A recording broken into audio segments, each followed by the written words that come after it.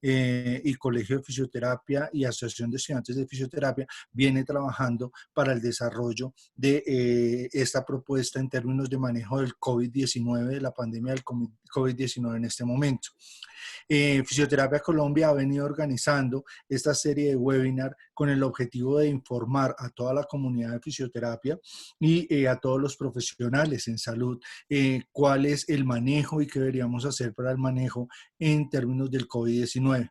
Es una estrategia que se viene organizando desde hace algunas semanas en términos del proceso que venimos viviendo de la pandemia y de las actividades que vamos a desarrollar como gremio en fisioterapia. Uno de los puntos más importantes en términos de esto es que queremos decirles como Fisioterapia Colombia que estamos acá, que contamos con ustedes como colegas en el manejo de esta pandemia, que somos las asociaciones, que los necesitamos a ustedes para darle fuerza al gremio y que estén con nosotros todo el tiempo. Entonces, le doy la apertura a Andrea para que podamos dar inicio más formalmente a la actividad.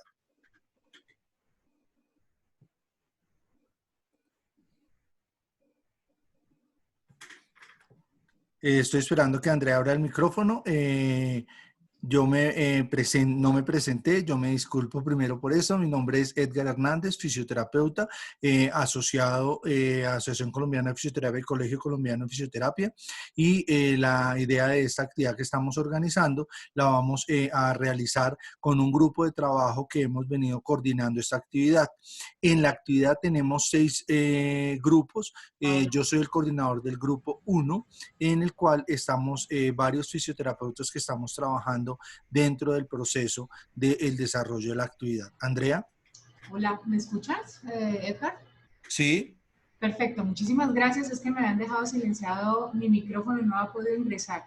Muchísimas gracias a todos, bienvenidos. Gracias por asistir. La verdad, para nosotros es un placer tenerlos acá, especialmente porque es la segunda vez que hacemos este webinar. Y la gente ha tenido una excelente respuesta con este webinar. Gracias Edgar y gracias Ivonne, que son las personas que nos estarán acompañando el día de hoy. Vamos a dar inicio, ya que estamos un poco retrasados, pero quiero decirles que, bueno, estamos acá con todas las agremiaciones, ASCOFI, COLFI, ACEFIT, ASCOFAFI, todos en Fisioterapia Colombia trabajando por esta contingencia. Y para que ustedes estén enterados, informados de cómo estamos y qué es lo que necesitamos desde los fisioterapeutas en estos momentos. Entonces les dejo la palabra a Edgar para que continuemos y no darle más largas al asunto. Muchas gracias.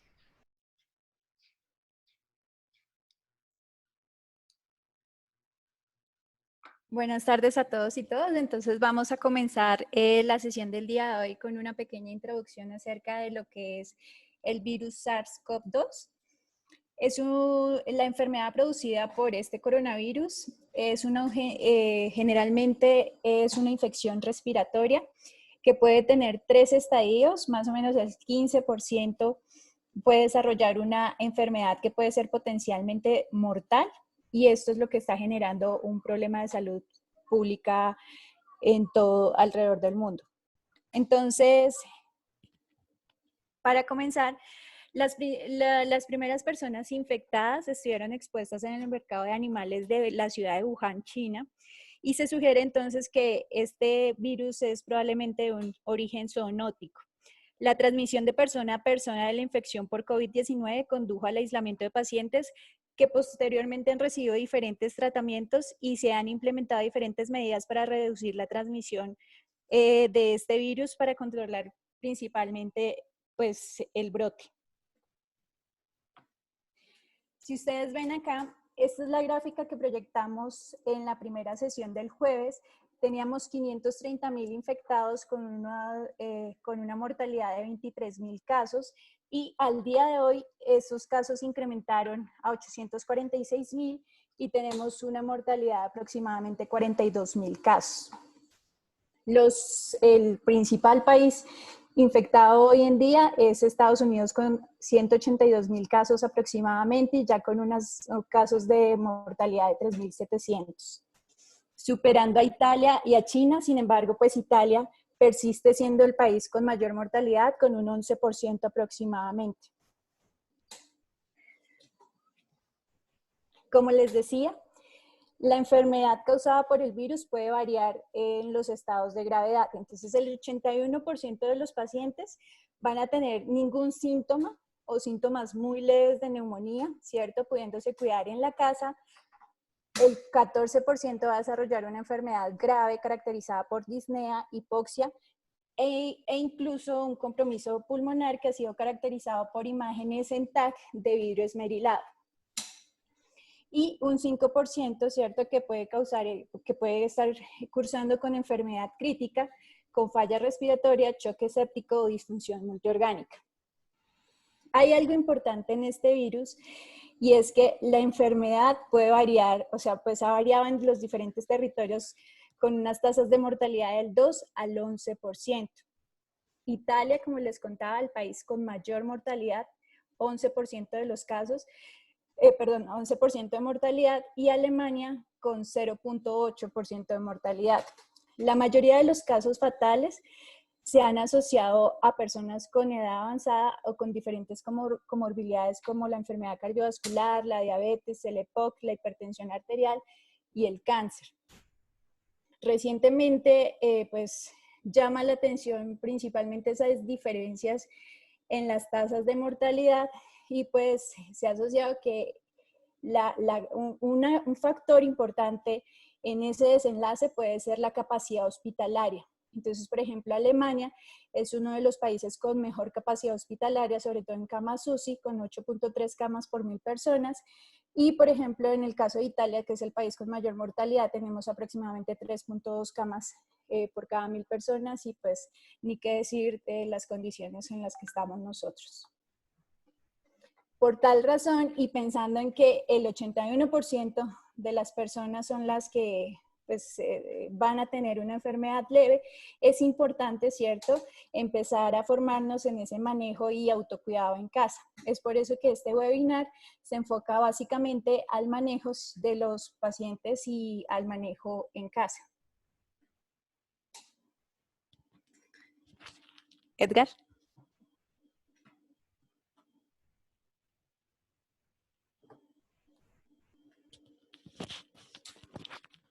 Bueno, de acuerdo a lo que les presenta Ivonne, entonces la idea es poder desarrollar el webinar con una serie de preguntas que nosotros sabemos que ustedes tienen, que se han venido presentando y que todo el mundo tiene en este momento para poder contestarle a nuestras familias, a nuestros pacientes, a la comunidad, porque nosotros somos del grupo de profesionales en salud que vamos a estar en un contacto directo, ¿cierto?, con muchos de estos pacientes y vamos a manejarlos en este momento desde el punto de vista domiciliario. Este grupo que se llama fisioterapia domiciliaria, ¿cierto? Y COVID-19, el objetivo que tiene es que miremos cómo vamos a manejar a todas estas personas que están en aislamiento, todas las personas que van a estar sintomáticas o asintomáticas y cuál va a ser la línea de manejo con sus familias, con los otros pacientes, con las comunidades, ¿cierto? En términos de cómo están.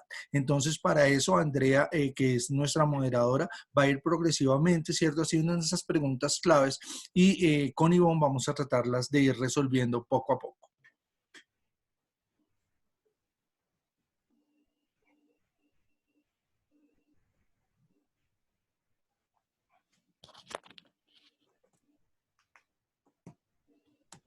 Andrea, ¿me escuchas?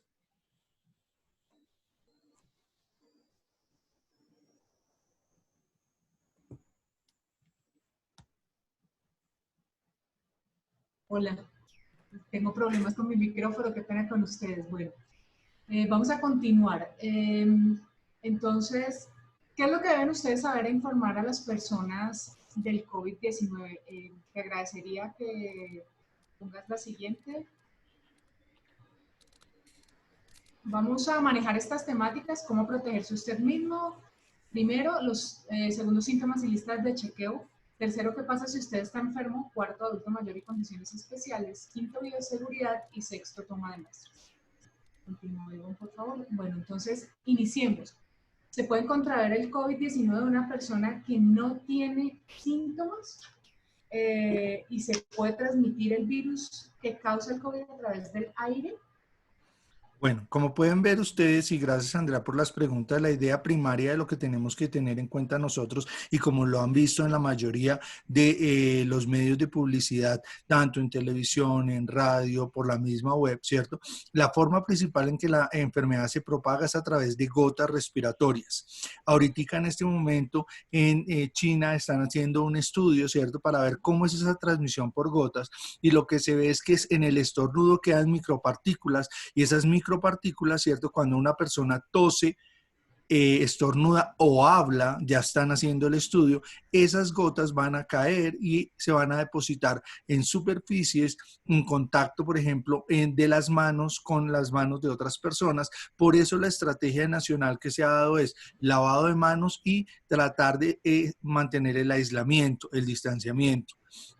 El riesgo de contraer el COVID-19 de algo sin ningún síntoma es muy bajo, pero ese es el mayor problema que tenemos, que como hay personas que pueden estar asintomáticas, nosotros no vamos a saber si tienen el COVID-19, y simplemente con estar en proximidad, cercanía o en algo que se denomina un enlace muy estrecho, va a generar que el paso del virus sea fácilmente propagable. Muchas personas con COVID-19 experimentan síntomas leves, que ahorita vamos a ver cuáles son. Y esos síntomas leves, ¿cierto? En algún momento para la persona puede pensar, yo puedo salir de la casa, tengo un síntoma que no es mayor, y al no ser mayor lo que estamos haciendo es una transmisibilidad del COVID-19. ¿Qué es importante tener en cuenta? Que en las primeras etapas, ¿cierto?, de la enfermedad, ese virus, ¿cierto?, tiene unas características específicas. Y cuando yo estoy en contacto con una persona que está enfermo y tiene síntomas leves, ¿cierto?, y no se siente enfermo, puedo tener esa transmisión en términos de la enfermedad. Se puede transmitir el virus que causa el COVID-19 a través del aire. ¿Qué es importante en términos de eso?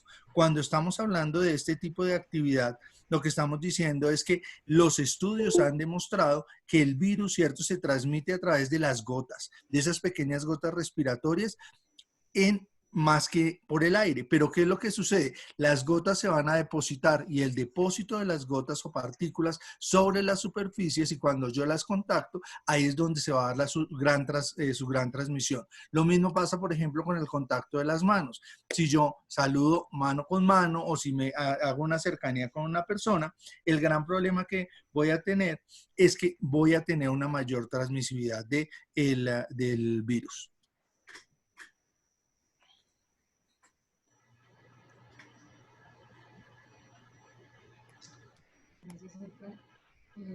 ¿Puedes pasar la otra, por favor?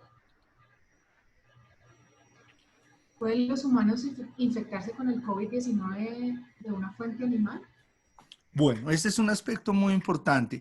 Como la transmisión se dio inicialmente por animales, algo de lo que se ha pensado es que el coronavirus, como viene de una familia de virus, ¿cierto?, que son comunes con los animales, se va a transmitir de nuestras mascotas a nosotros. Y no, eso no es cierto. No se ha encontrado ningún estudio que nos demuestre que el virus se va a pasar de perros o gatos, ¿cierto?, a las personas. Que sí es importante, y eso lo debemos tener en cuenta, que cuando las personas están infectadas con el virus, ¿cierto?, y lo pueden propagar a otras personas y tienen la cercanía con algunas personas, entonces el problema es que eso sí puede transmitirlo a los animales. ¿Por qué? Porque toca el animal, lo acaricia, y el virus por la gota, ¿cierto?, cuando usted tosió, cuando usted estornudó, va a pasar de una persona a otra. Ocasionalmente las personas se infectan, ¿cierto?, con esos virus, y eso se ha asociado con algunos gatos de civeta. El MERS-CoV se transmite en camellos dromedarios, y por eso se pensó en algún momento que las mascotas también lo podían transmitir. ¿Qué es importante? Protegerse cuando estamos cerca de animales, o cuando vamos a ir a mercados donde hay animales, ¿cierto? Evitar el contacto directo con el animal, no tanto porque el animal me lo vaya a transmitir, sino porque lo que yo voy a tener es el manejo del virus que puede estar en las gotas de mis manos, en las gotas de los instrumentos que yo estoy tocando, y eso debo tenerlo en cuenta. no manipular, ¿cierto?, algunos alimentos sin haberse lavado las manos. Por eso uno de los elementos primarios es lávese las manos, y la estrategia de lavado de manos debe ser permanente para poder tener un manejo en términos específicos. Pero lo que más énfasis les hago es que no hay una evidencia de que las mascotas de casa puedan transmitir el COVID-19. Él se va a transmitir a través de gotas, ¿cierto?, cuando se tose, estornuda o habla. Y lo que les decía ahorita, el estudio de China en este momento, que está haciendo lo que está mirando en las micropartículas cuando yo hablo, porque eso puede generar una mayor contaminación.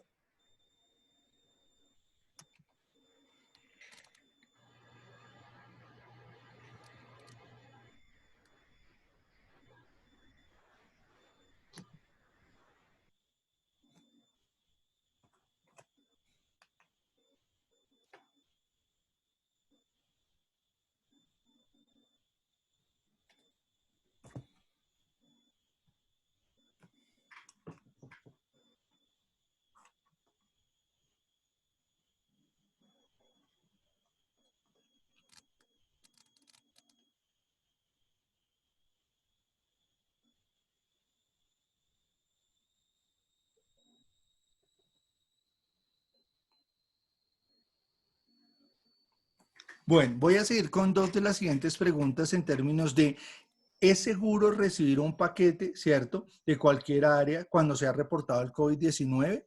Y usar guantes de goma cuando se está en público es una forma eficaz de prevenir la infección por el nuevo coronavirus. Son dos cosas que debemos tener en cuenta. ¿Existe esa probabilidad de transmitirse? Sí. La probabilidad de que una persona infectada contamine los productos comerciales es baja, pero existe. Por lo cual, lo que se está determinando es manejar, ¿cierto?, ese riesgo con los insumos que yo estoy trayendo, o con la limpieza. Y ustedes han visto que en algunas de los comerciales que se está pasando, dice: si usted va de compras, llegue, limpie las cosas que usted trae para evitar el contagio, evitar el paso por esas micropartículas que se pueden dar. Pero no sembrar el pánico en términos de que si yo voy a recibir un domicilio, ¿cierto?, cada vez que se está recibiendo, estoy transmitiendo el virus. No, si conservamos las medidas de protección, recibí, hice lavado de manos cuando llegué a mi casa, hice el retiro de los zapatos cuando entro a mi casa, eso va a ayudar en la protección. El uso de guantes de goma. ¿Cuál es el problema que tengo con los guantes? Que muchas personas se colocan los guantes y piensan que por tener el guante la protección es mayor. ¿Qué sucede? El guante, cuando contacta, tiene las partículas de las gotas en el guante. Y si yo me paso ese guante por los ojos, por la boca, ¿cierto?, por la cara, la infección inmediatamente se va a transmitir. Si yo voy a usar el guante de goma, tengo que seguir con el mismo lavado de manos y tengo que tener la misma precaución. Algunas personas dicen: no, es que yo utilizo guante de tela para que el guante de tela me proteja y no llevar el virus. En el guante se va a contaminar, y la idea es que eso me va a generar que el riesgo de contaminación se esté presentando.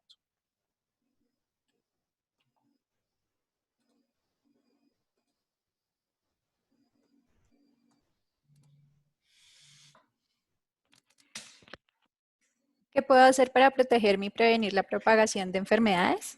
Bueno, lo más utilizado, que ustedes lo conocen, ¿cierto?, es el lavado de manos frecuentemente. Es una de las estrategias primarias que ahorita estamos manejando, que necesitamos que manejen con sus pacientes, con sus familias y con la comunidad en general. Si nosotros vamos a atender a un usuario, ¿cierto?, hay que tener en cuenta que el lavado de manos es algo prioritario, y en este momento se vuelve mucho más prioritario dentro del manejo de pacientes. Evitar contactar ojos, nariz y boca con las manos, o si usted utilizó los guantes, con los guantes en el momento que usted está haciendo el manejo de ese tipo de actividades. Entonces debe tratar de evitar llevar las manos en contacto con sus ojos y con su boca. Quédese en casa cuando esté enfermo. Y ahorita vamos a ver una de las recomendaciones que nos va a manejar Ivonne, es: si usted está enfermo, el punto central es el aislamiento, ¿cierto? Ahorita estamos haciendo un aislamiento social, y el aislamiento social lo que nos dice es que va a disminuir el contagio. Se dice que sin el aislamiento, el número de casos de contagio va a ser 2.8 veces, ¿cierto?, por cada persona. O sea, si yo me infecto, 3 personas se van a contaminar. Si yo hago el aislamiento social y logro que mis pacientes entiendan que el aislamiento social es necesario, lo voy a bajar a 1.2. O sea, estoy hablando de 1.2 personas que yo estaría contaminando. Eso no quiere decir que detuve el contagio. Y eso es importante que entendamos de todo lo que nos están hablando de aislamiento. El aislamiento es la medida para contener y evitar mitigar. ¿Por qué mitigar? Lo que nos decía Ivonne, el número de casos está creciendo exponencialmente y al crecer tanto, entonces el problema que vamos a tener es que nuestro sistema de salud no va a poder responder a esto. Por eso, contenerlo va a ser nuestra estrategia primaria. Si yo logro bajar de 3 casos a 1.2, va a permitir que esa estrategia nos funcione. ¿Por cuánto va a ser? Todavía no sabemos. La pregunta que hace todo el mundo es, ¿vamos a dejar el aislamiento por 15 días, por 20 días? Tenemos que mirar cómo se va dando, porque como es una enfermedad nueva, no sabemos cómo va a ser la propagación del contagio, ¿cierto? Sabemos que el contagio se da persona a persona, pero si estamos saliendo, el contagio está aumentando. Limpie y desinfecte objetos y superficies que se tocan con frecuencia. ¿Por qué? Lo que estábamos hablando. Si las gotas están cayendo, las gotas están dejando el virus dentro de las zonas que nosotros estamos contactando. Al contactarse, entonces la idea es que esas superficies deben limpiarse permanentemente para tratar de controlar la infección. Esto y es lo que vamos a hacer y son las recomendaciones en términos que se han hecho de manejo. Y uno de los puntos primarios es dejar de protegernos cuando tosemos o estornudamos con la mano, porque ese es el principal medio de contagio. Mi mano va a tocar los objetos, mi mano va a tocar a otros. Si yo acaricio a la mascota, mi mano va a llevar las partículas. Entonces, eso es lo que debo tener en cuenta. Y la estrategia primaria a todo esto, ¿cierto?, va a ser el lavado de manos después de todas las actividades que ustedes hacen. Si estornudaron, si tosieron, si sonaron la nariz, si fueron al baño, si van a preparar comida, todo esto debo tenerlo en cuenta en términos del manejo del lavado de manos para realizar las actividades. Muchas gracias, Edgar.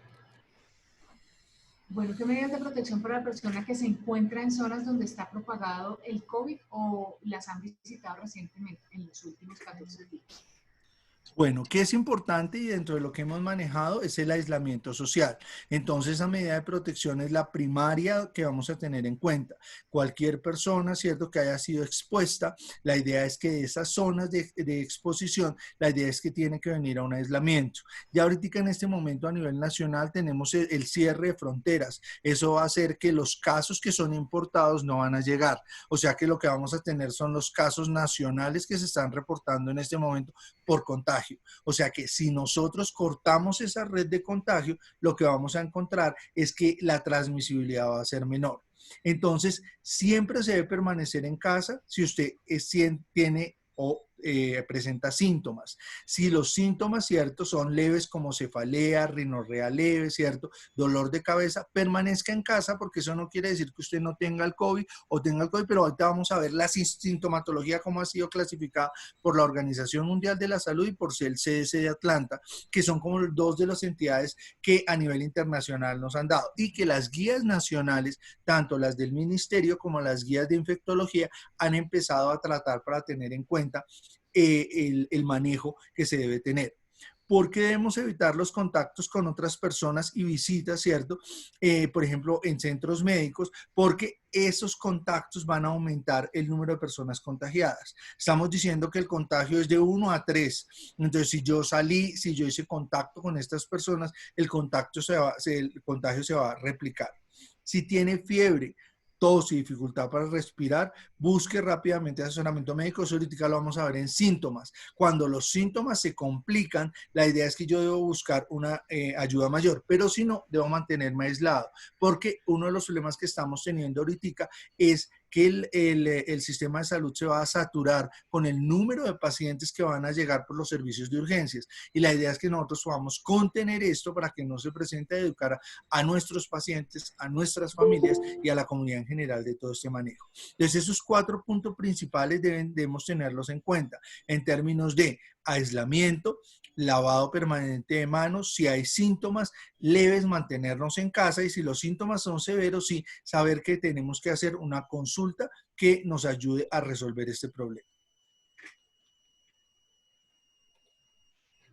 Muy bien, muchas gracias, Edgar. Y para la parte familiar, bueno, algo importante que debemos tener en cuenta es que voy a empezar primero por algunas medidas que no son efectivas y que es importante que lo tengamos en cuenta, ¿cierto?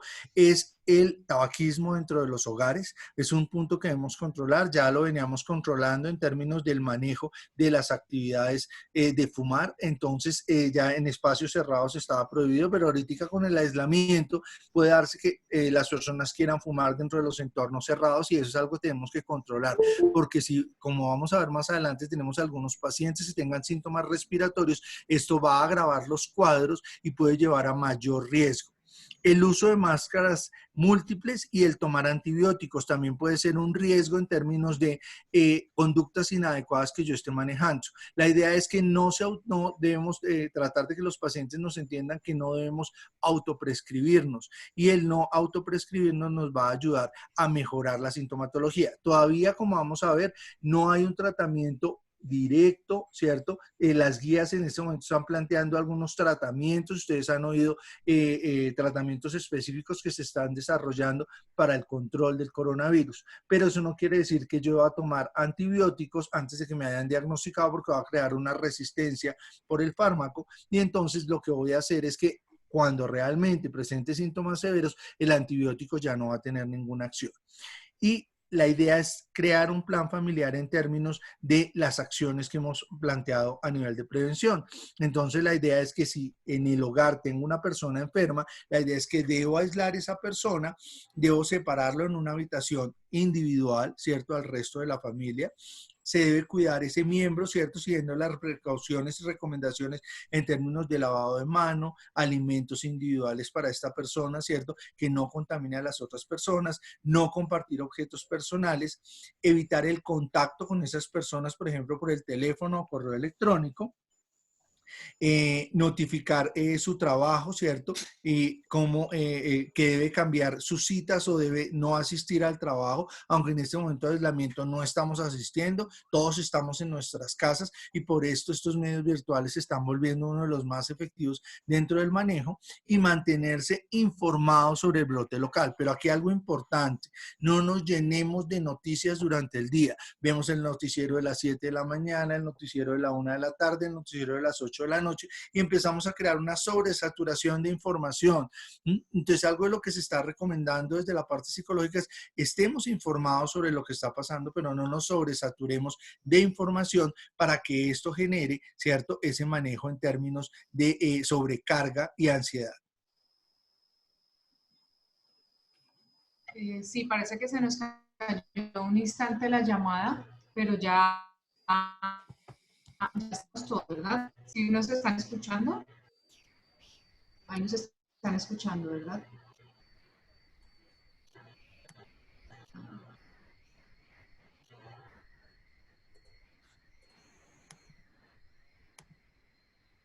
Eh, para continuar, ¿cuáles son los síntomas característicos del COVID-19? Bueno, de acuerdo a las guías mundiales y a las guías nacionales del ministerio, vamos a hablar de dos síntomas primarios o clasificados: síntomas leves y síntomas severos, que es lo que debemos tener en cuenta para recomendarle a nuestros pacientes: el aislamiento en casa, ¿cierto?, o la asistencia a un centro de urgencias en términos de manejo. Uno de los puntos centrales con esta formación que estamos dando, y por eso quisimos repetirla el día de hoy en términos de manejo, es cuáles son las características que tienen los pacientes no de clasificación, porque queremos organizar una red de voluntarios que en algún momento, en lo que estamos mirando en Fisioterapia Colombia, podamos tener unos centros de información a pacientes y familias en las cuales nosotros podamos estar brindando la información. Si el paciente presenta síntomas leves, tos, malestar general, congestión nasal, fiebre, dolor de garganta y dolor de cabeza, estarse en casa, aislamiento, voluntario, ¿cierto?, aislamiento obligatorio para evitar el contagio, evitar que esa persona que tiene esos síntomas esté en contacto con otros, específicamente adultos mayores y niños. Si hay síntomas severos como dificultad para respirar, dolor en el pecho, expectoración con mucosidad, con flemas, náusea o vómito, confusión o letargo, labios o cara azul en términos de que tenemos presencia de cianosis, fatiga y dolor costal, la idea es que esos son síntomas que son severos. Cuando haya presencia de esos síntomas severos es donde yo voy a mirar si la necesidad de esa persona, ¿cierto?, que contacte su sistema de salud y se van a establecer las estrategias de manejo. Una estrategia de manejo sería si tiene la necesidad de hospitalización. No todos los pacientes, y como nos explicaba Ivonne, van a necesitar hospitalización. El 80% de los casos van a ser casos leves. Pero ¿qué es importante dentro del contagio de lo que estábamos diciendo? Si tenemos 10.000 casos y decimos que el 80 casos son leves, estamos hablando de 8.000. O sea que 2.000 van a ser entre moderados y severos. ¿Cuál es la diferencia entre moderado y severo? La Organización Mundial de la Salud plantea que el moderado a severo es cuando empezamos a tener síntomas en los cuales hay dificultad en términos de trabajo respiratorio y presencia de signos mayores. Cuando yo estoy teniendo ya ese moderado a severo, debo tener en cuenta que esos pueden requerir el manejo a nivel médico, ¿cierto? Y en ese caso podemos hablar de una hospitalización o la necesidad de una unidad de cuidado intensivo. Solamente el 5% de esos 2.000 van a necesitar unidad de cuidado intensivo. En este momento, Ivonne nos informaba, los casos a nivel nacional subieron, ya estamos llegando de 900 a 1.000 casos. Entonces estamos diciendo que esos 1.800 van a ser casos leves.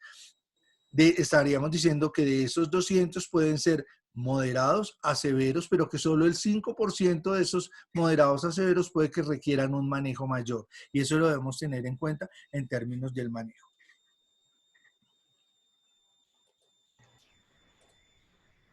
Muy bien, muchas gracias. ¿Lista de chequeo? ¿Edgar? Sí.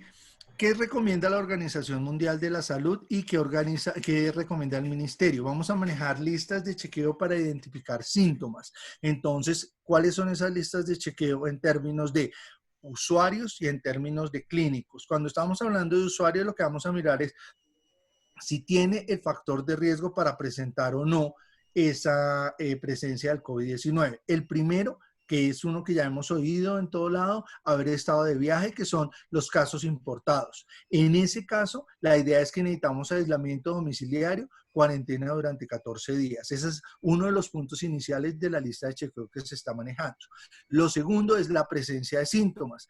Si hay síntomas como tos, dolor de garganta, dolor muscular, si hay dificultad respiratoria y si hay fiebre mayor a 37.8 grados. Sí, la idea es que vamos a mirar si esos síntomas son leves y se pueden manejar con aislamiento, nos vamos a manejar en casa. Pero si empeoran, la idea es que voy a consultar con el servicio médico, pero no nos vamos a salir con los síntomas, es lo que le vamos a decir al paciente, sino que los síntomas debemos comunicarnos con la EPS para recibir la atención y en términos de manejo, determinar eso por teleconsulta. Ahorita les voy a mostrar uno de los flujogramas que ya se generó a nivel de la guía de infectología para todo lo que sería manejo de telemedicina.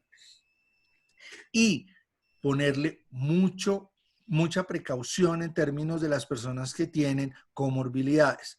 ¿Cuáles son? Personas con diabetes, hipertensión arterial, enfermedades cardíacas, enfermedad respiratoria crónica, cáncer, VIH, ¿cierto? Y ser mayor de 65 años deben tenerse mayor precaución porque si estas personas presentan síntomas mayores, se debe recurrir inmediatamente a la atención y el manejo directo. La idea es que estas listas de chequeo se están llenando ahorita por las redes, está circulando una que da un puntaje de 1 a 12, ¿cierto? Usted califica cada uno de los síntomas. Si tiene solamente dolor de garganta, le da 1, o sea que eso quiere decir que es en casa. Pero si usted tiene dolor de garganta, estuvo de viaje, tiene fiebre, tiene malestar general, ya tenemos 6 6 de 12, entonces ahí dice, recomendamos aislamiento mayor, pero si ya tiene 12, quiere decir que tiene un riesgo alto de presentar una enfermedad respiratoria mayor. Por eso la idea es que vamos a manejar esos listados en términos de chequeo general. ¿Me regala la siguiente?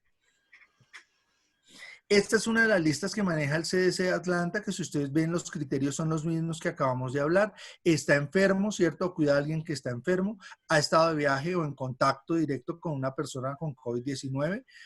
Género en términos más de identificar cuántas personas de sexo masculino o femenino se están enfermando. Rangos de edad en términos de el rango que más se está presentando, es algo importante, ustedes lo han visto en las emisiones periódicas que se están dando sobre el COVID, que la población entre 20 y 40 años, que es la que más está saliendo, dado que el aislamiento de los adultos mayores se ha mantenido, es el número mayor de casos que estamos presentando. Entonces la idea es poder controlar, ¿cierto?, que estas poblaciones estén saliendo para tratar de manejar esta contención y poder tener el manejo específico. Sí, igual en el CDC se plantea si tiene alguna de estas enfermedades de base y se va a los síntomas específicos en términos de la presencia o no de estos dentro del manejo. Cuando hablamos de clínicos, ¿me regala la siguiente? Entonces hablamos de si el clínico conoce cómo manejar la situación. Uno, conoce la red de atención, la información que maneja el clínico sobre su red de manejo está actualizada, está manejando hacia dónde voy a enviar los pacientes en términos de manejo, si estoy manejando un primero, un segundo, ¿cierto? Nivel en términos de atención, cuáles son las áreas definidas para la atención y cuáles son las áreas de determinación en términos de manejo de los casos. Cuáles son la identificación rápida de casos, ¿cierto? En términos de si son sospechosos, cómo los voy a remitir y cómo los voy a manejar, para poder tener claridad qué es lo que está pasando y cómo está dándose el manejo. Me dicen que se corta el audio, ahí me escuchan mejor. ¿Me escuchan mejor? Listo. Bueno, dicen que se está cortando bastante, pero dice, no, también ya están diciendo que sí. Sigue, por favor. Listo, perfecto. Entonces aquí está uno de los flujogramas que está en la guía de infectología a nivel nacional y esta guía dice que vamos a hacer un manejo en términos de atención telefónica inicial a cargo de profesionales de salud. Aquí se coloca específicamente enfermera o técnico de atención prehospitalaria, pero en este momento es de cualquier profesional de salud. Y la idea es la aplicación del cuestionario sobre síntomas actuales, ¿cierto? Y nexo epidemiológico. Cuando hablábamos del nexo viene de un viaje, estuvo en un viaje en las zonas de influencia donde se presentaron los principales brotes y de acuerdo a eso entonces la idea es que vamos a manejar dos puntos importantes, si el paciente es sintomático o si es asintomático. Si el paciente es asintomático, ¿cierto? O si es sintomático, la idea es que yo voy a manejar teleasistencia. Esa teleasistencia que va a permitir que en el paciente asintomático yo pueda decir, voy a manejar un aislamiento social, ¿cierto? Pero si el paciente me empieza a presentar síntomas, ya voy a manejar un aislamiento individual. Y ese aislamiento individual va a determinar una presencia de síntomas leves o si reevalúo diariamente por teleasistencia y presenta síntomas mayores, la idea es que debe ser manejado por unas unidades especializadas de atención. ¿Qué es importante y que esto enfatiza el proceso? Perdón, ¿me te devuelves? Que enfatiza el proceso, que lo que estamos manejando es cuál sería el proceso en términos del aislamiento, es algo que nosotros debemos manejar y es donde en algunos momentos nosotros mismos decimos el aislamiento me tiene aburrido, el aislamiento me tiene cansado, pero ¿cuál es el punto importante de todo lo que estamos hablando? Que el aislamiento es la solución para que en la fase de mitigación el número de casos totales sea menor. Nuestro sistema de salud no puede responder al número de casos avanzados. Si ustedes han oído las noticias, nos dicen que podemos subir a 4 millones de personas infectadas. 4 millones implicaría que el 80% de esos 4 millones serán leves, pero el 20%, ¿cierto?, serán entre moderados y severos y el sistema no va a alcanzar a responder. Entonces, Ivonne nos va a solucionar de aquí en adelante qué pasa si usted está enfermo y cómo se lo debe manejar. Andrea. Gracias, Edgar. Ivonne, Bueno, como lo decía Edgar, ¿qué pasa si estamos enfermos, si nosotros somos los que estamos enfermos? Bueno, Andrea, hay algo que hay que tener en cuenta y es que no todas las personas expuestas a SARS generan infección y no todos los pacientes infectados desarrollan una enfermedad severa. Entonces, de acuerdo a los estudios que se han hecho ya en la población que ha sido infectada, se han determinado tres estados importantes de la enfermedad. Entonces, el primer estado es un estado de incubación asintomático, que puede ser con una detección o no del virus. ¿Mm? Entonces, por eso la necesidad de esas medidas preventivas, ¿cierto? De las personas que venían de países con un número alto de casos, una prevención, un aislamiento preventivo, precisamente porque a esas personas asintomáticas, ¿cierto? Se les pues es la más alta responsabilidad en términos de diseminación de la enfermedad. Incluso ha sido reconocido un caso particular en Alemania de una persona completamente asintomática, ¿cierto? Que pues hizo toda la propagación de la infección a su comunidad. Un segundo estadio que es un estadio de sintomático que no es severo, ¿cierto? Pero ya el virus es detectable. Y un tercer estado que es cuando ya la carga viral, ¿cierto? Es alta y puede ser, y la persona puede desarrollar la enfermedad severa. ¿Qué es importante en cuanto a la enfermedad cuando usted está diagnosticado o tiene el riesgo, cierto, latente por haber estado expuesto a personas con el contagio o a países con alta tasa de contagio? Entonces, quedarse en casa, ¿cierto? Separarse de otras personas y como decía Edgar anteriormente, las listas de chequeo y la atención médica, ¿cierto? Por telemedicina es importante porque no sabemos cómo va a evolucionar la enfermedad. Es cierto que personas con una carga de enfermedad previa a adultos mayores son los más susceptibles de enfermedad, de generar una enfermedad grave, pero hemos visto ya por las noticias y los reportes casos de personas jóvenes, ¿cierto? Que desarrollan una enfermedad severa. Entonces, la persona diagnosticada, a pesar del aislamiento, tiene que estar en un control estricto de síntomas y signos y pues estar en un control vía telemedicina. Usar mascarilla. ¿Qué sabemos hasta hoy? Que el virus se transmite por gotas, ¿cierto? Entonces es importante que la persona, uno de los principales síntomas que desarrollan las personas infectadas es la tos. Entonces, con la tos, pues hay diseminación de gotas, entonces es importante que la persona infectada use mascarilla. Lo que decía Edgar de cambiar nuestros hábitos, ¿cierto? Entonces, por ejemplo, la costumbre era ponerse la mano en la boca al toser, pero luego con la mano se tocaban diferentes superficies y se ha descrito que el virus puede permanecer vivo en diferentes superficies, incluso en metales puede durar días el virus y eso pues facilita la propagación de la enfermedad. Entonces, pues una persona enferma, importante cambiar los hábitos al cubrirse la boca al toser, entonces intentar hacerlo pues con el codo, usar la mascarilla. El lavado de manos con frecuencia, yo no sé si ustedes se han dado cuenta que normalmente uno se lleva muy seguido las manos a la cara, entonces cuando uno está pensando, cuando se está corriendo las gafas, etcétera, entonces es importante un lavado riguroso de las manos y que sea seguido para evitar esa propagación de la enfermedad. Otra cosa que es importante, como les decía, el virus ya está establecido, los estudios han mostrado, estudios de la viabilidad del virus en diferentes superficies han mostrado que puede vivir minutos, horas y hasta días en diferentes superficies. Entonces, si la persona no vive sola, ¿cierto? Si está aislada en una habitación, es importante que tenga unos elementos, unos artículos que sean exclusivamente para esa persona y que sean muy bien desinfectados.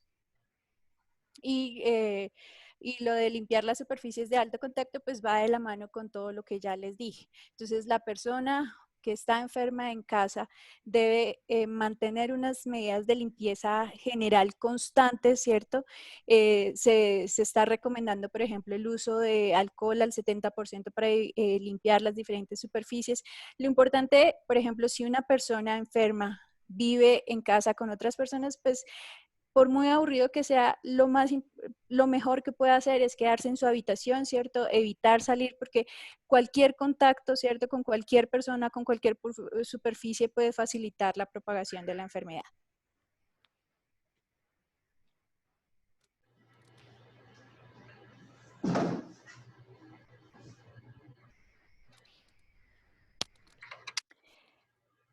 Entonces, lo siguiente es cómo se maneja ese aislamiento de la persona diagnosticada. Entonces, lo que les decía inicialmente, el 80% de las personas infectadas pueden tener un transcurso leve de la enfermedad, ¿cierto? Entonces, esas personas que van a estar en casas, de todas maneras, deben estar monitoreadas por los estadios que les conté. Puede que comience con un periodo asintomático completamente mientras la incubación del virus, pero fácilmente puede desencadenar en una enfermedad severa. Entonces, siempre debe estar monitoreada. Por eso la importancia de los servicios de seguimiento telefónico a los pacientes infectados. Lo que decía Edgar en cuanto a las mascotas, no es que las mascotas per se se vayan a contagiar y vayan a transmitir el virus a otras personas, pero el hecho de que uno esté en contacto, que una persona infectada esté en contacto con el animal, fácilmente puede pasarle el virus al pelo, al collar del animal. Entonces, si esa mascota está en contacto con los otros miembros de la familia, pues fácilmente puede ser el vehículo de transmisión. Mantenga la puerta cerrada. Es importante que pues es que esté completamente aislado del resto de la familia, pero es importante que haya una ventilación en su habitación, que use el baño separado. ¿Por qué es importante el uso del baño separado? Porque hay algunos registros o indicios de que puede haber una transmisión, perdón, se me fue la palabra, orofecal del virus. Entonces es importante que se tengan esas medidas de aislamiento. Por ejemplo, si se puede usar el baño por separado, si no, pues igual unas medidas de desinfección después de utilizar el baño compartido. Lo que ya había dicho, evite compartir elementos de aseo. La persona tiene que estar lo más aislada posible del resto de la familia. Permanezca en la habitación individual. Obviamente no puede estar compartiendo la cama, no puede estar compartiendo la habitación, porque pues eso va a favorecer, ¿cierto?, el contagio a otros miembros de la familia. Por eso, por ejemplo, dentro de las fases de la diseminación epidemiológica de la enfermedad, pues las personas que están en el círculo familiar del infectado, pues son las primeras personas que van a ser infectadas.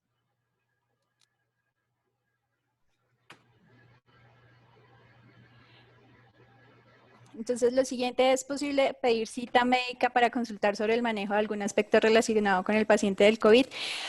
Pues si usted está diagnosticado, lo ideal es que se quede en su casa, ¿cierto? Necesitamos evitar ese contagio. Y lo que les decía, esas personas que están en el estadio primario o que no tienen síntomas son las personas que tienen la mayor carga de diseminación de la enfermedad. Entonces, hay que tener un chequeo riguroso de los síntomas, pero si usted no tiene una fiebre no controlada y si no tiene dificultad respiratoria, no vaya al médico, porque lo que está haciendo es generando una posibilidad de propagación mayor de la enfermedad. Entonces, lo importante es mantenerse en contacto, ¿cierto? Porque es importante evaluar el curso de la enfermedad.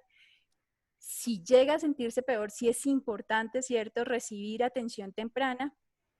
Y lo que venía diciendo Edgar, desde el momento en que hay una sospecha probable de infección, es necesario llamar a las líneas de emergencia, ¿cierto?, y reportar la posibilidad de un caso positivo.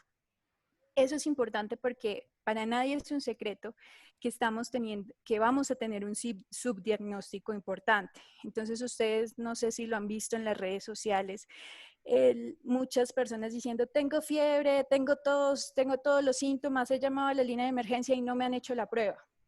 Bueno, sí, es probable que no tenemos la capacidad instalada para hacer los diagnósticos que deberíamos hacer. Entonces, si existen los síntomas, ¿cierto? Si existe la sospecha, pero usted no está grave, ¿cierto? No necesita atención médica, pues quédese en su casa y manténgase como un caso positivo, así no tenga la prueba positiva, porque de lo contrario vamos a tener los sistemas de emergencia llenos, ¿cierto? Y una alta propagación de la enfermedad. Muy bien, muchas gracias, Ivonne. Edgar, ¿y en la población adulta mayor?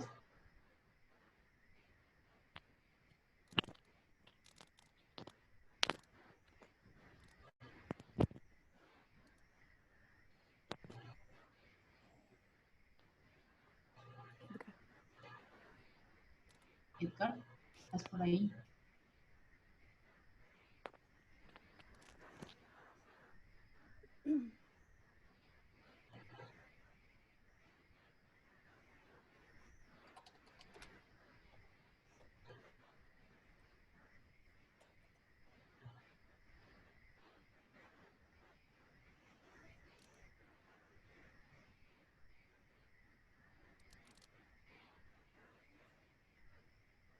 Un segundo, ya le vamos a dar paso a Edgar. Algo pasó con el micrófono de él.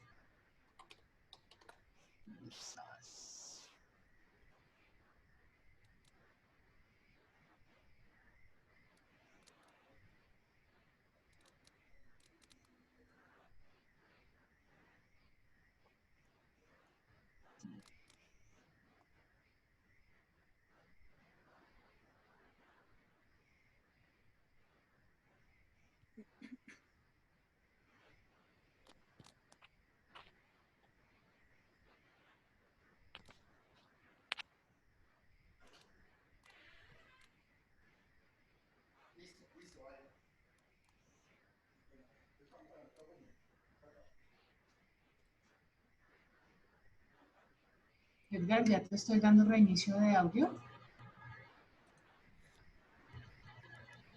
Aló, ahora sí. Qué pena con ustedes, pero me han dejado muteado y yo aislado, entonces estaba ya ansioso. Pero ya me pude conectar. Listo. Entonces, con respecto a eso, hay algo importante que debemos tener en cuenta y son las poblaciones riesgo que vamos a manejar. Andrea hacía la pregunta sobre adultos mayores. No solamente vamos a hablar de adultos mayores, sino vamos a tener 4 poblaciones riesgo que según la clasificación mundial y según la clasificación nacional vamos a tener en cuenta. Adultos mayores, pacientes con enfermedades pulmonares como asma, EPOC, fibrosis, mujeres embarazadas, personas que viven con VIH e inmunosupresión. Son 4 de las poblaciones que vamos a tener en cuenta. La primera población que me preguntó Andrea fue adulto mayor. El adulto mayor, como ustedes han visto los lineamientos nacionales, ¿cierto? El aislamiento obligatorio para los adultos mayores se determinó porque es una población que va a tener un riesgo alto. Según las guías internacionales, se ha podido encontrar que el riesgo de hospitalización y mortalidad aumenta y si es mayor de 75 años, aumenta al doble. O sea que vamos a tener un riesgo mayor. Y ese riesgo todavía es mucho mayor si tiene comorbilidades, diabetes, hipertensión, otras enfermedades cardiovasculares. Dentro de estas enfermedades debemos tener en cuenta que el riesgo en esas personas adultos mayores de contraer la enfermedad o el riesgo sistémico que tiene va a ser mayor, lo que va a generarnos que estas personas puedan enfermarse más y puedan hacer un contagio mayor. ¿Qué es importante lo que vamos a tener en cuenta? Entonces, 6 aspectos nos recomiendan las guías internacionales. Uno, lo que hemos mencionado hasta ahora, el aislamiento, ¿cierto? Y algo importante dentro del aislamiento, no recibir visitas, que las tías, las primas quieren visitar a la abuelita. No se puede porque el problema que tenemos es que el aislamiento es obligatorio, o sea que lo que vamos a llevar es a que no tenga contacto, ¿cierto? Con mayor número de personas, porque puede que en la casa no esté el contagio, pero la persona que viene de visita sí. Segundo, lavado de manos y limpieza y desinfección de superficies. Se los digo ya por experiencia con mi mamá, está limpiando todas las superficies, las quiere volver a limpiar. Hay que mantenerlas limpias, hay que tener el manejo, ¿cierto?, de esto y más que estamos ahorita cuidando a todos nuestros adultos mayores, nuestros padres, nuestros abuelos, ¿cierto? Debemos tener eso en cuenta. Evite el contacto con personas enfermas y en caso de tener esa persona enferma en casa se debe mantener mantener aislado. Con adultos mayores no hablamos de 2 metros, sino decimos que el distanciamiento entre personas debe ser de 6 metros. Y algo que estamos estimulando y otro de los grupos, y de una vez los invitamos a una de las charlas que se va a realizar el jueves, que esto lo que es el manejo de adulto mayor ya empieza a circular por las redes la invitación para los que quieran asistir. Tenemos que mirar el aprovechamiento del tiempo en casa en términos de realizar ejercicio. Hablamos de ejercicio mínimo 30 minutos 3 veces a la semana. El aislamiento va a tener sus consecuencias no solo sobre los adultos mayores, sino sobre todas las poblaciones. Los niños, nosotros mismos, en estar en aislamiento, se dice que los índices de sobrepeso y obesidad pueden aumentar. Entonces la idea es poder manejar una alimentación saludable y el ejercicio físico. Realizar actividades de memoria y de lectura que nos permitan entender cómo vamos a manejar. Alguien mencionó dentro del chat que por qué los niños no. A los niños también vamos a tener el mismo riesgo. La idea es que lo que vamos a tener precaución y vamos a tener el manejo en términos con los niños, ¿cierto? Es mantenerle actividades durante el día en casa. ¿Vamos a tener el riesgo? Claro, por eso es que en los colegios en este momento se determinó el aislamiento escolar, porque la contaminación de los niños o los adultos mayores por contacto va a ser mayor. Entonces debemos tener en cuenta y vamos a manejar todo esto. La idea es que no es que los niños no estén incluidos como las poblaciones riesgo. Pueden tener riesgo, pero estas 4 poblaciones que les estoy dando aquí son las que mayor riesgo van a tener. ¿Qué tenemos? Con niños pequeños, ¿cierto? Y más con el trazado de infección respiratoria. Todos sabemos que estamos en los picos de infección respiratoria. Va a haber un cruce en este momento. Tenemos cruce de contaminación, cruce de cambios climáticos y cruce de COVID-19. Los 3 me pueden llevar a infecciones respiratorias agudas.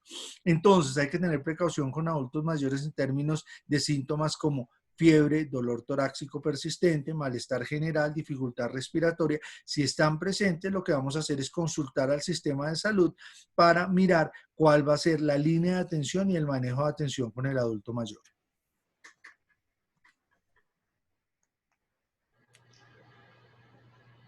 Ok, Edgar, ¿y en EPOC y asma?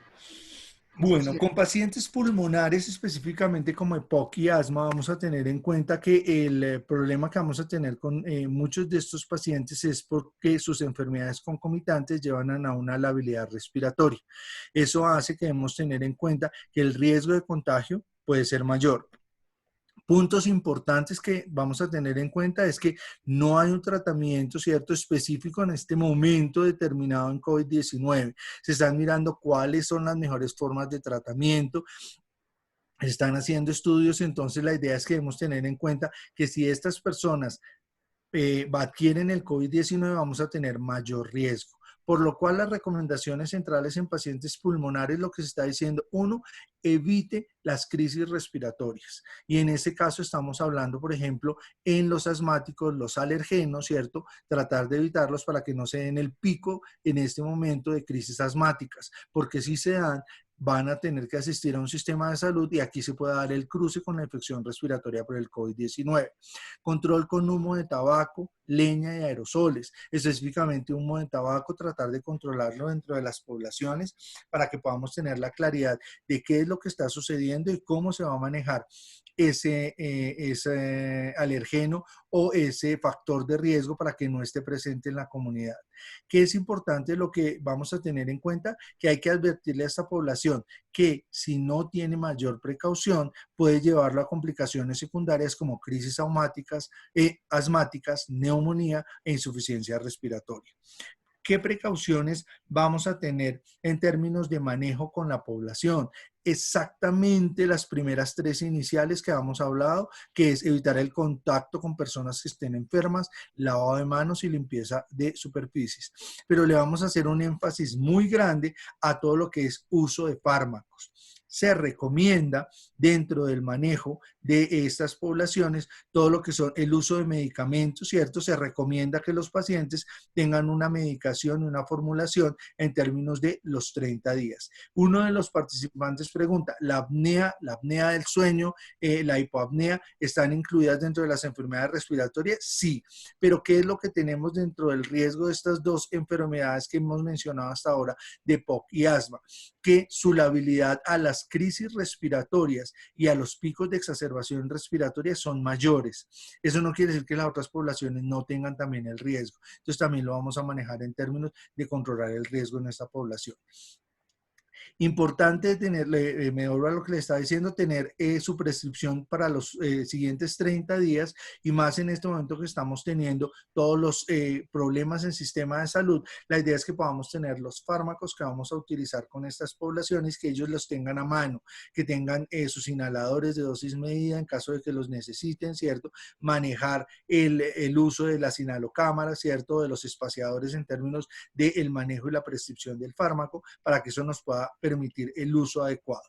Y si ya hay presencia de síntomas mayores, la idea es contactar al servicio de salud para el manejo inmediato en términos de que sea una combinación de su crisis respiratoria con el COVID-19.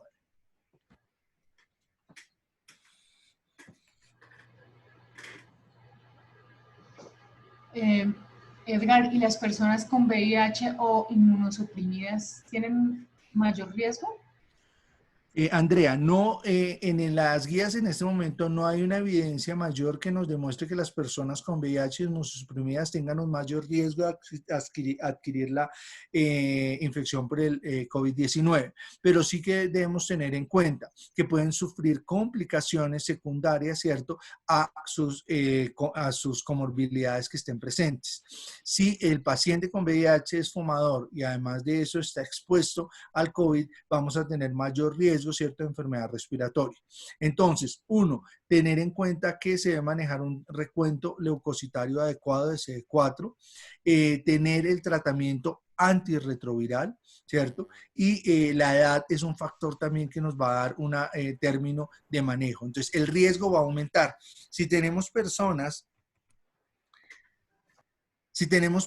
que nos están teniendo recuentos linfocitarios inadecuados, no se están tomando su medicamento antirretroviral y son mayores de 65 años, el riesgo de ser adulto mayor, tener VIH, ¿cierto? Y no estar tomando las antirretrovirales va a tener un incremento del riesgo de la presencia de la enfermedad. Y eso es algo que debemos tener en cuenta para el COVID-19.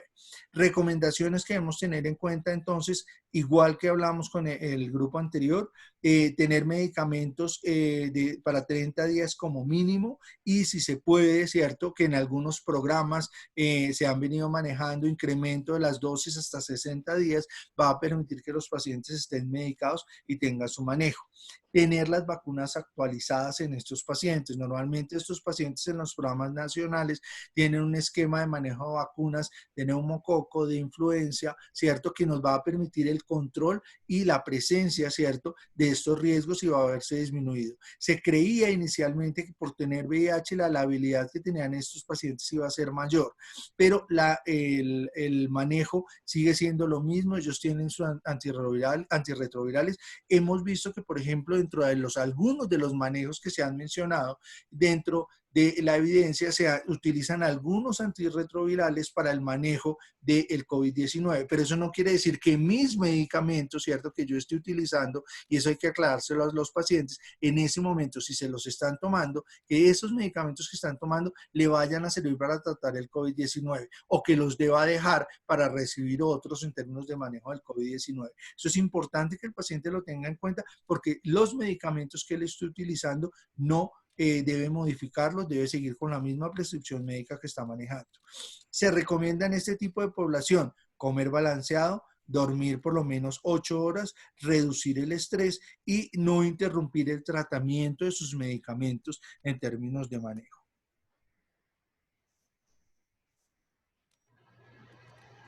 Muy bien, Edgar, muchas gracias. ¿Y en el embarazo?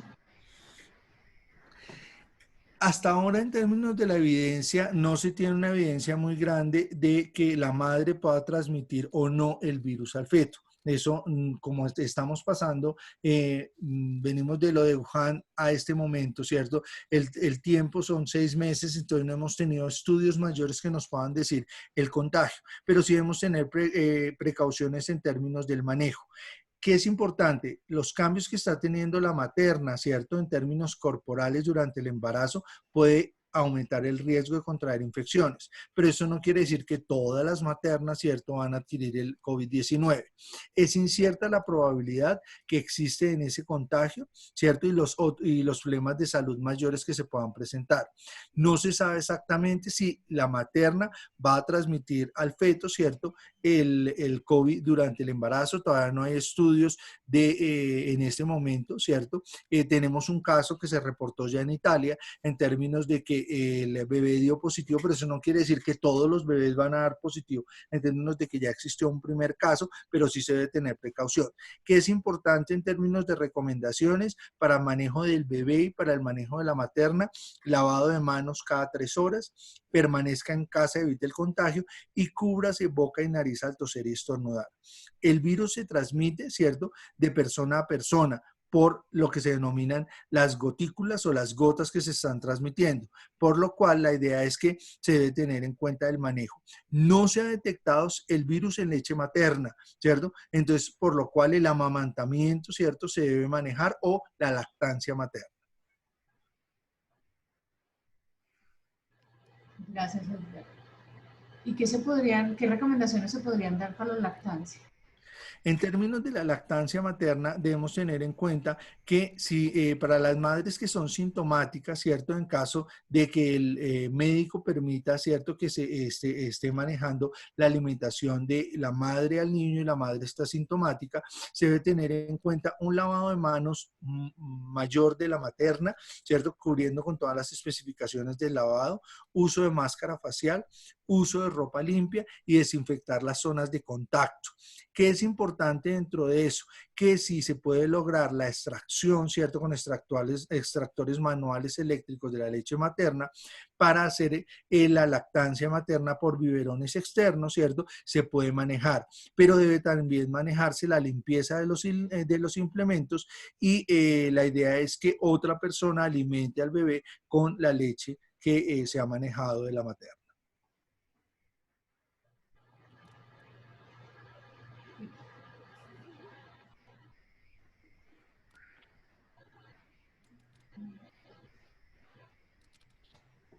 Bueno, vamos entonces ahora con la parte de bioseguridad. Ivonne. Sí, Andrea. Entonces, ya para finalizar, es importante dentro de las maniobras para la protección tanto del personal de salud como de las personas que conviven con una persona infectada, realizar el lavado de manos. Entonces, en caso de los profesionales de la salud, es importante recordar los 5 momentos de lavado de manos, que antes del contacto del paciente, al realizar una tarea limpia o antiséptica, después del riesgo de exposición con líquidos corporales. Eso es supremamente importante, sabiendo que la exposición por gotas es el principal factor de riesgo de la infección por COVID, después del contacto con el entorno del paciente y después del contacto directo con el paciente. Importante, si ustedes han visto en las campañas, dicen que es importante mínimo el lavado de 20 segundos, pero pues como profesionales de la salud y en el entorno hospitalario es importante que ese sea un procedimiento sistemático, riguroso, que por lo menos dure de 40 a 60 segundos. Ustedes conocen los diferentes pasos del lavado de manos, no me voy a detener en eso. Entonces, recordarles y ser incisivo en la necesidad de hacer un lavado de manos constante y riguroso para prevenir la infección.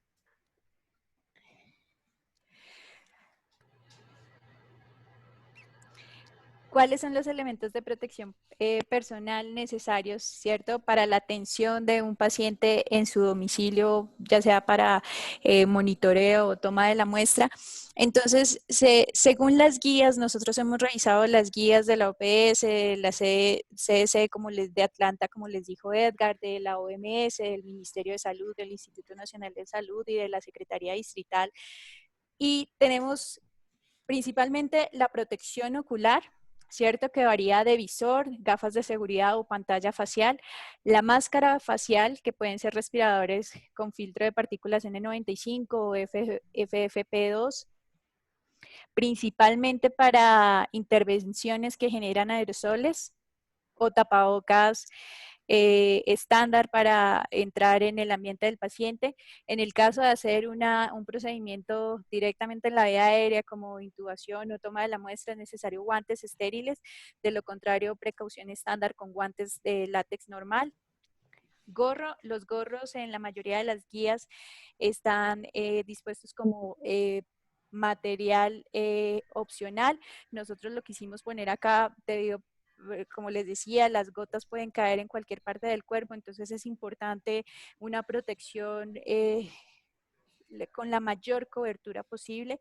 Y en el caso de la bata, ¿cierto? Una bata antifluidos que con manga larga que pueda proteger pues completamente el cuerpo de la persona que está haciendo la atención. Recientemente hay una disposición del ministerio que sugiere, por ejemplo, sobre todo para personal en el ambiente hospitalario, que haya un vestido quirúrgico durante el turno, ¿cierto? Que se debe retirar, uno no, pues, y eso lo deberíamos saber todos, uno no debería trabajar en el ambiente hospitalario con el mismo uniforme con el que se está movilizando de la casa hacia el trabajo o de vuelta. ¿Cómo debe ponerse esos elementos de protección personal y cómo debería retirárselos? Entonces, pues el gorro, como les decía, es una cosa opcional, pero nosotros quisimos dejarlo dentro de dentro del protocolo de los elementos de protección personal. Entonces, importante colocarse primero el gorro, ¿cierto? Cubrir completamente la cabeza y el cabello. Un lavado de manos completo de 40 a 60 segundos, colocarse guantes no estériles para terminar de colocarse los elementos de protección personal. Entonces comenzar con la bata antifluidos manga larga, posteriormente la máscara o el respirador facial. La mayoría de los sitios en Colombia, pues como les decía, nos dan el N95. Luego la protección ocular, que debe ser diferente a la que les mostraba en la diapositiva anterior. Entonces, en la diapositiva anterior, como ustedes ven, están las gafas de seguridad que casi todo el mundo tiene, pero esas gafas no sirven para la contingencia porque no tienen sello sobre la piel. Entonces, fácilmente puede permitir que caigan partículas. En caso de tener esas gafas, es importante tener una protección o pantalla facial. Las gafas, si son solo gafas, deben tener sello completo contra la piel. Y finalmente colocarse los guantes estériles si usted va a hacer un procedimiento sobre la vía aérea, como tomar la muestra del hisopado nasofaríngeo. ¿Cómo retirarse los guantes de protección personal? Entonces, lo primero, si usted hizo la toma del hisopado, debe desechar los elementos sobrantes del hisopado con los guantes estériles en una bolsa roja, retirarse de la habitación del paciente, ¿cierto? Aplicar alcohol sobre los guantes de manejo, retirarse la bata, desenrollándosela hacia adelante, tratando de no tocar ninguna parte delantera de la bata, retirar la protección ocular, los guantes, ¿cierto? El tapabocas con las tirillas atrás de la cabeza sin tocar la parte delantera y finalmente retirar el gorro y realizar un lavado riguroso de manos. Entonces creo que hasta aquí las recomendaciones de lo que sería el manejo domiciliario de ese 81% de pacientes que seguramente van a ser de manejo hospitalario, perdón, de manejo en casa. Esperemos que pues que la contingencia, que estas semanas de aislamiento nos permitan mejorar nuestra capacidad hospitalaria, pero pues las proyecciones del Instituto Nacional de Salud, como les decía Edgar, es que tengamos más o menos 4 millones de infectados, con un 5% de posibles casos severos que pues van a colapsar de alguna manera nuestro sistema hospitalario. Entonces, invitarlos a estar alerta, acompañarnos a estos diferentes webinars que estamos haciendo para pues mantenernos al día como gremio en las diferentes directrices que están dando las organizaciones mundiales y nacionales en cuanto al manejo.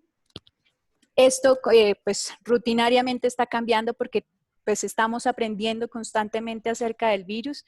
Entonces, nada, creo que tenemos, no sé, Andrea me confirma si tenemos tiempo para responder algunas de sus preguntas. Sí, tenemos tiempo para responder algunas preguntas. Yo voy a ir Andrea, intentos, dime, Edgar. te robo 2 segundos. Sé que dentro de la presentación que nosotros teníamos hablamos de toma de muestras, pero algo especial que tenemos para ustedes es que el día jueves vamos a hacer un siguiente webinar sobre toma de muestras. Por eso en este momento no vamos a hablar ni de toma de muestras. Es importante entender que algunos de ustedes dentro de atención de IPS y de las EPS, el manejo de toma de muestras se debe dar. Uno de los elementos que habló Ivonne fue la bioseguridad. El segundo que vamos a hablar es el de toma de muestras. Los invitamos el jueves de 6 a 8 de la noche. Vamos a hablar sobre todo lo que es toma de muestras, tanto a nivel domiciliario, consulta externa, hospitalización, para que sepamos cuál es la forma y el manejo que se va a hacer de esta toma de muestras. La idea es que ustedes puedan tener el conocimiento, dado que muchos de ustedes van a estar tomando muestras dentro de sus regiones y dentro de sus áreas hospitalarias de acuerdo al manejo que se debe realizar. Entonces los invitamos a ese webinar que va a ser el jueves de 6 a 8 de la noche. Ahora sí, Andrea, te dejo paso para las preguntas. Gracias, Edgar. Bueno, vamos a continuar con algunas preguntas que nos han llegado. Cuando una persona se contagia, guarda la cuarentena y se recupera de forma satisfactoria, ¿esa persona ya es inmune al virus o tiene posibilidad de contraer el virus nuevamente? Si quieres, yo respondo esa pregunta. Pues resulta que hay personas que han tenido nuevamente la infección. Entonces, no se sabe todavía si es que cuando se hace la detección de la carga viral baja a un nivel en el cual la prueba no es sensible o por el contrario hay una nueva reinfección. Eso pues todavía no se sabe. Se conocen casos de algunas personas, sobre todo en China, que después de darse de alta, ¿cierto? Nuevamente la carga viral apareció, entonces eso es algo que está en estudio y pues lo sabremos más adelante si de pronto hay algo en el sistema inmune particular de esa persona que no eh, generó los anticuerpos, ¿cierto?, necesarios a largo plazo, o por el contrario, tiene que ver con la sensibilidad de los test. Muchas gracias, Ivonne.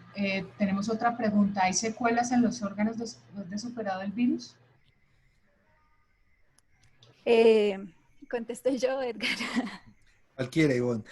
Bueno, ¿qué es importante dentro de esto? Si estamos hablando de una infección leve a moderada, decimos que los síntomas son leves y las afecciones multiorgánicas van a ser mínimas. Si estamos hablando de los pacientes severos que llevaron a unidad de cuidado intensivo, la afección puede llegar a ser multiorgánica y esto haría que muchos órganos, ¿cierto?, puedan entrar hasta el momento que lleguen a falla y nos van a producir la mortalidad de los pacientes. La idea es que dependiendo de la severidad que se esté presentando en el caso, el órgano puede sufrir, pero la idea es que hasta el momento no se ha reportado dentro de la evidencia qué consecuencias secundarias vamos a tener de el efecto sobre los órganos en personas con afectaciones leves y moderadas. Yo no sé si quieres complementar algo ahí. Sí, yo quisiera complementar que, por ejemplo, las personas que hacen ese 19% de personas que pueden desarrollar una enfermedad severa o grave, pues cursan con todo el proceso inflamatorio característico de un SRA. Se han encontrado unas moléculas importantes como la hialuronasa que favorecen el acúmulo de agua, incluso algunas autopsias que se han podido hacer de pacientes que fallecen por COVID, se ha encontrado como si un líquido gelatinoso en los pulmones, entonces parece que todo ese proceso inflamatorio severo y de SRA, si se resuelven los pacientes graves o severos que logran sobrevivir, sí puede traer consecuencias como fibrosis pulmonar. Gracias, Ivonne. Esto también es para ti. ¿Cómo puedo lavar mi ropa de trabajo? ¿Qué productos puedo usar a diferencia del hipoclorito? Bueno, pueden lavarlo con, bueno, si es blanca con blanqueador, pero sí es importante usar jabones antibacteriales o, por ejemplo, en casa utilizar cloro. Con cloro se puede lavar, incluso en algunas guías se están recomendando limpiar las superficies con cloro. Muchas gracias. Bueno, aquí hay una pregunta que dice para los auxiliares de enfermería, no sé a qué se referirán. ¿Cómo hacer el cambio de ropa de trabajo en la atención domiciliaria y en la misma... Ah, no, bueno, esta es otra cosa. ¿Cómo hacer el cambio de trabajo para la atención domiciliaria? El cambio de ropa de trabajo. Bueno, yo creería que, por ejemplo, es importante tener como una ropa de turno, ¿sí? Entonces, una pijama de turno. Entonces, con esa pijama se va a los diferentes sitios, ¿cierto? En cada sitio, si va a tomar muestras, si va a ser monitoreado, es importante utilizar la bata antifluido de manga larga y ya de regreso a la casa intentar cambiarse, o sea, que esa ropa sucia, esa pijama sucia no sea con la que llega a la casa ni se transporta en el, pues de regreso a su casa. Ahí para complementar lo que dice Ivonne, algo de lo que hemos venido tratando de hacer en algunas instituciones es que esas pijamas sean intrainstitucionales y yo estoy dentro de la institución y si estoy haciendo la atención en domicilio sea solo para la atención de pacientes. Nosotros tenemos la costumbre, se ha venido manejando, que tengo un uniforme con el cual lo utilizo todo el día y con el mismo uniforme salgo de mi casa y llego a mi casa y lo que recomienda Ivonne es supremamente importante. Acuérdense que ustedes atendieron pacientes, el paciente tiene COVID-19, esas micropartículas van en su uniforme y si usted llega con su uniforme a la casa y además de eso después llega a hacer sus actividades dentro de la casa o se lo quita a la entrada pero lo combina con otra ropa de la casa general, la idea es que esas micropartículas se van a pasar de esa ropa suya a otra ropa general. Entonces usted debe tener eso en cuenta para el manejo de todo lo que es cada uno de esos elementos. Gracias. Tenemos varias preguntas más. ¿Los uniformes que no son antifluido deben ser cambiados o definitivamente estos uniformes no se pueden utilizar? Yo preferiblemente, o sea, en mi opinión, no deberían utilizar uniformes que no fueran antifluidos, porque como les decía, la transmisión es por gotas y cualquier otra prenda pues absorbe los líquidos, absorbe cualquier salpicadura, entonces realmente no los está protegiendo. Sí es necesario el uniforme antifluido. ¿Cuáles son los implementos de bioseguridad para los auxiliares de enfermería de urgencias? Igual, o sea, nosotros lo que no hay una recomendación, si ustedes van a las guías, nosotros tenemos las infografías publicadas en la página de las asociaciones y si ustedes miran las referencias, nosotros nos hemos basado sobre las guías de la Organización Mundial, de la OPS, del Ministerio y las guías son para profesionales de la salud en general, no específicamente para fisioterapeutas. Entonces, hay unos elementos de protección personal que son estándar, ¿cierto? O cuando hay contaminación con aerosoles. Entonces, estándar, que es cuando usted ingresa a la habitación, que no le va a hacer ningún procedimiento al paciente, debe tener la bata, debe tener el gorro, la protección ocular y el tapabocas convencional. Si el cambio real es cuando usted va a hacer una intervención que genere aerosoles, sí es necesario que tenga tapabocas N95. Entonces, por ejemplo, pacientes que están por ejemplo, en hospitalización o urgencias, que lleguen a tener oxígeno nebulizado, que en algunas partes lo están requiriendo por la dificultad respiratoria del paciente, eso genera aerosoles y eso incrementa el riesgo de infección. Entonces son pacientes que deberían estar aislados, ¿cierto? En habitaciones con cámaras de flujo negativo, ¿cierto? Que evitan para favorecer el aislamiento. Ahí se debería entrar siempre con tapabocas N95 y los elementos que les acabo de describir. ¿Conocen el tiempo de vida del virus en las superficies? Sí, como les decía, varía en las superficies. Entonces, por ejemplo, en plástico lo han manejado de minutos, perdón, de minutos a horas. En superficies metálicas han contabilizado la vida días. Entonces, por ejemplo, la desinfección de las habitaciones en sitio hospitalario debe ser impecable y por ejemplo cuando uno como domiciliario ingresa a la casa de los pacientes pues sí es ser muy cuidadoso porque pues no sabemos cómo están haciendo los procesos de desinfección. Entonces el virus puede permanecer vivo en las superficies de minutos a días. ¿Se realiza fisioterapia del aparato locomotor a pacientes adultos mayores con COVID en tratamiento? Bueno, ahí voy a responder yo. Es importante que tengamos en cuenta, el jueves también los invité a una segunda charla de webinar que va a ser a las 4 de la tarde, donde se van a dar todas las estrategias sobre manejo en adulto mayor y más en este proceso de aislamiento. Pero ¿qué debemos tener en cuenta nosotros en términos de manejo? La Confederación Mundial de Fisioterapia sacó unos lineamientos, esos lineamientos ya se encuentran en español y en inglés, están en la página de la Confederación Mundial de Fisioterapia y por parte de Fisioterapia Colombia se está trabajando con ellos y existen los lineamientos nacionales que se vienen desarrollando en términos del manejo del paciente de COVID-19. Él debe estar aislado y en términos de aislamiento implica no contacto a menos que sea necesario. ¿Qué es lo que estamos recomendando en este momento? Y es lo que vamos a empezar a trabajar con uno de los grupos, es generar programas de ejercicio respiratorio y ejercicio físico para los pacientes en aislamiento, que la fisioterapia respiratoria y la fisioterapia en términos de trabajo osteomuscular se realice con planes de seguimiento con los pacientes, porque el paciente está contaminado y si está contaminado lo que estamos diciendo es que debe estar aislado. Si estamos en institución hospitalaria, yo debo tener todos los elementos de bioseguridad para ingresar a la habitación del paciente en caso de que yo necesite manejo en términos de la parte de intervención física. Debo tener todos los elementos de protección para manejo con ese paciente.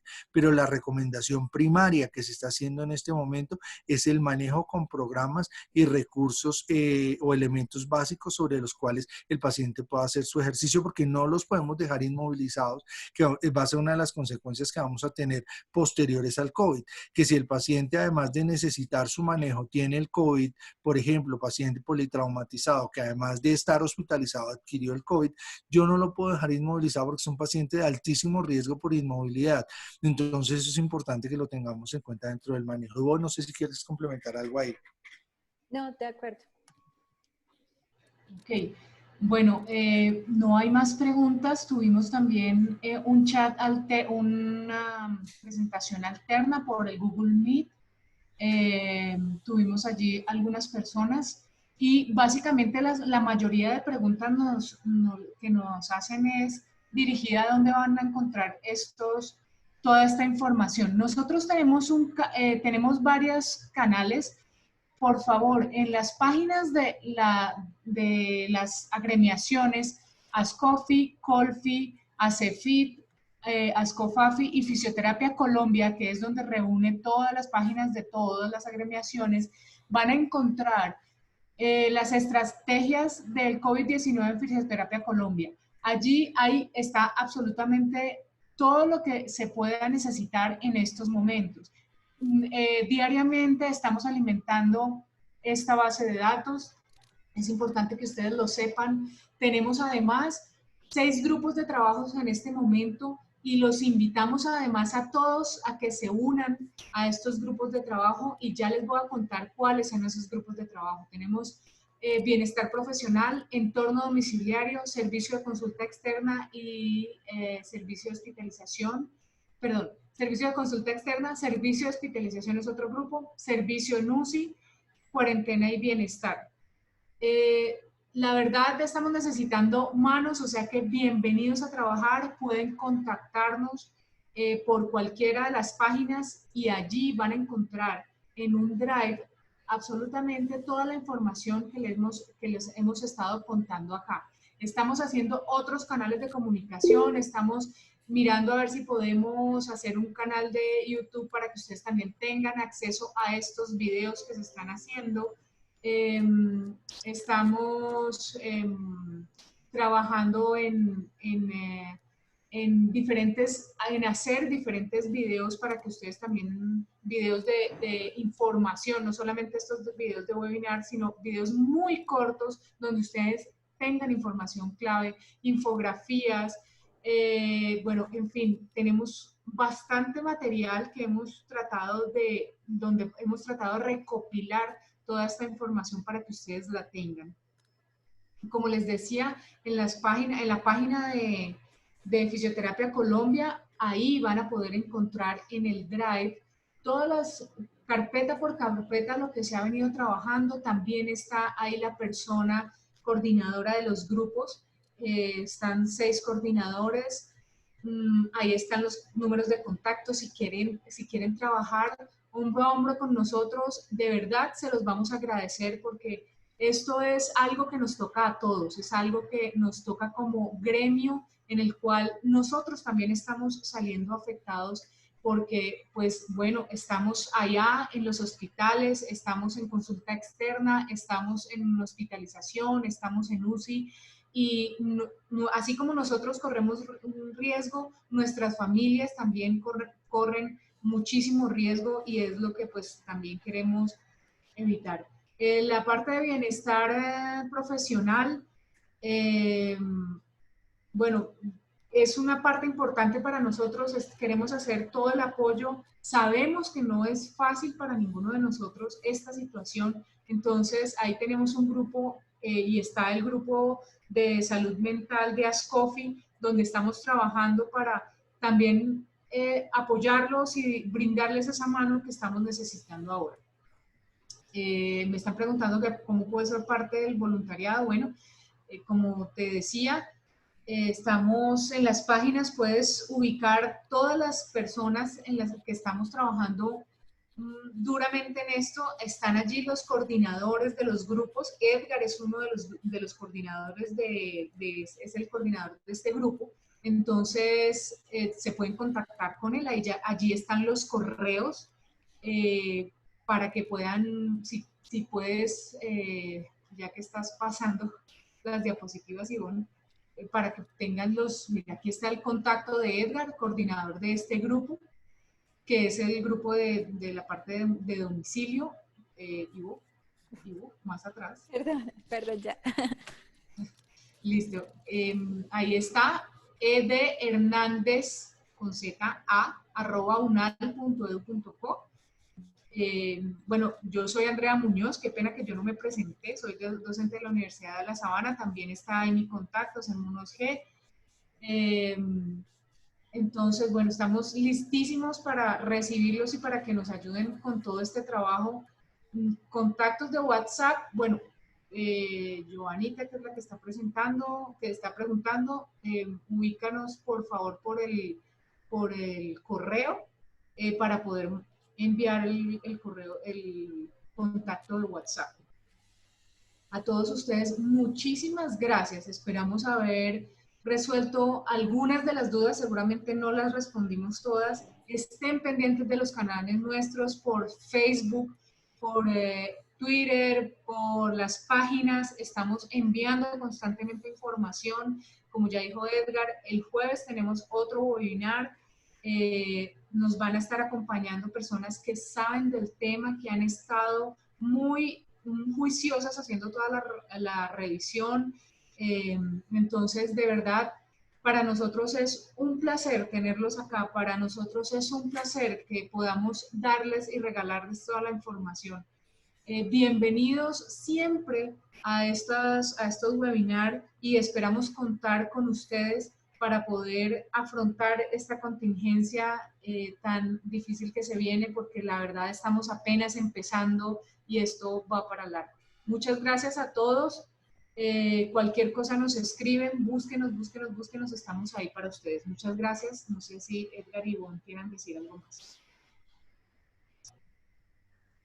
No, yo básicamente lo que les quiero decir es que tenemos que poner esto en marcha entre todos. Lo más importante, y algo que ustedes han podido escuchar, es que los profesionales de salud tienen riesgo de contaminación. Entonces, la idea de toda esta educación que estamos brindando es para evitar esa contaminación dentro de nuestro gremio y dentro de todo el gremio de profesionales de salud. La idea es poderlo manejar y controlar, y ya sabemos que si trabajamos en la fase de contención, la fase de mitigación va a ser muy pequeña. Si la contención es enorme y no la entienden nuestros pacientes, familias y comunidades, la mitigación va a ser mínima.